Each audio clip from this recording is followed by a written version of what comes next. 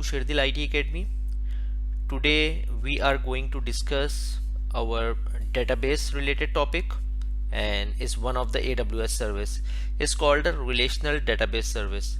It's not actually a database, it's actually a suite of database where we can pick our desired database like Amazon Aurora, MariaDB, PostgreSQL, MySQL, Oracle database and Microsoft SQL servers.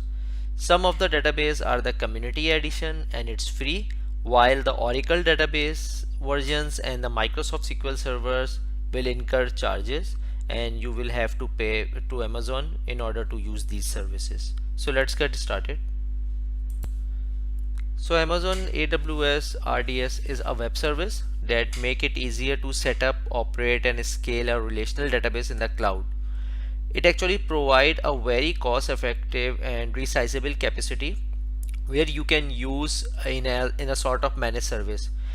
If I talk about in a simple way, you don't need to install any database in your machine. Amazon will configure by yourself. You just need to put and fill up the basic parameters in order to provision the database, and then after that you will be able to use that database via the database client. Like if you are using the MySQL, you can connect your MySQL database via MySQL Workbench, and same for Oracle and same for MS SQL, etc. So you don't need to worry about to installation part and the upgradation part and all of the things related then normally we do whenever we install in our Windows or Linux machine for the database. So it's a fully managed service. Fully managed means Amazon will install and upgrade and all the basic parameters on your behalf. You just need to provide the username, password and the basic security parameters, and it's just good to go. These are some of the basic features. So first is very easy to use. As like I said, you don't need to configure in depth, you don't need to install any database, you don't need to install any operating system. Amazon will do by yourself, and RDS database instance are normally pre-configured with parameters and setting appropriate for the engine and class. Engine and class means which type of database machine you want to use, like the T2 micro, T2 nano, T2 small. Is totally depend on the CPU and the RAM you want to use with the database.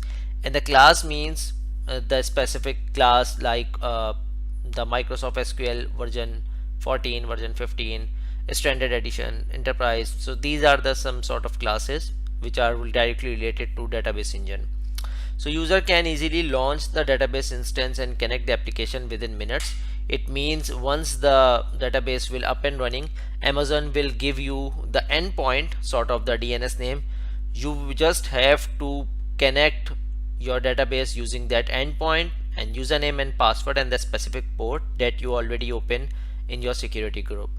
Like if you are using to connect the MySQL, the port should be 3306, and if you are going to connect the MS SQL server, the port should be 1433.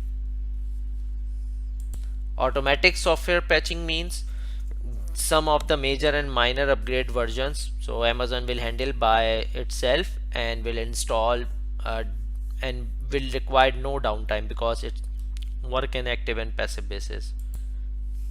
In RDS, in terms of performance, Amazon provide two type of storage.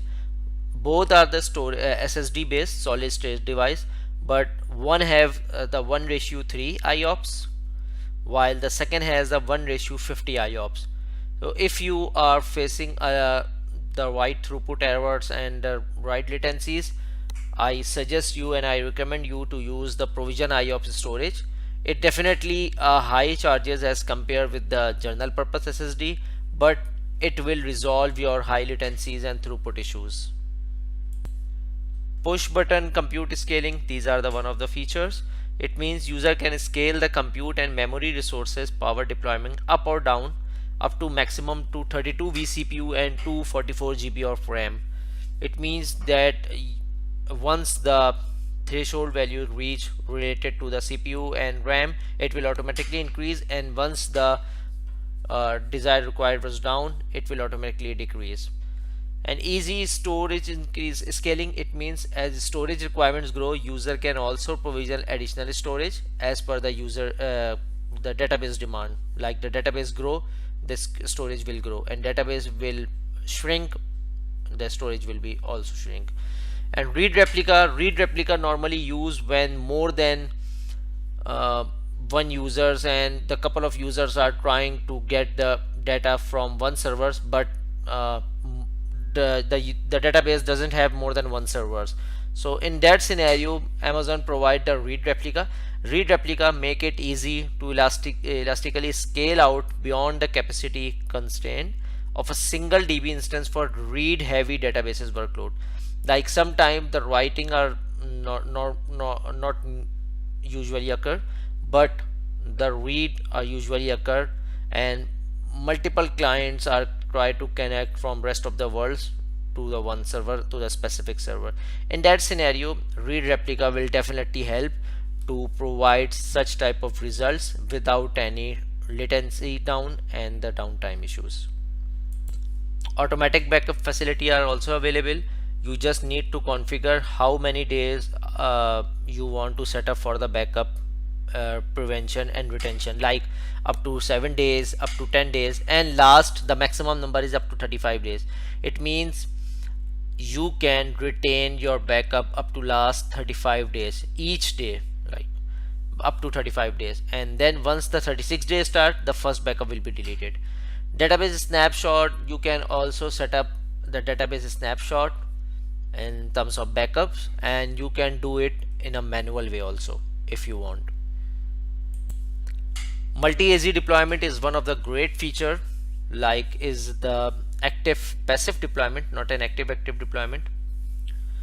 So what normally do, it's synchronize replicate data to the standby instance in a different availability zone but within the region. It means the two RDS machines are running with two different availability zone within the region, and if one database goes down, and even for the maintenance point of view, the standby database will act as a primary and will work and will serve to the users without any downtime. This is a great feature, but it will incur charges.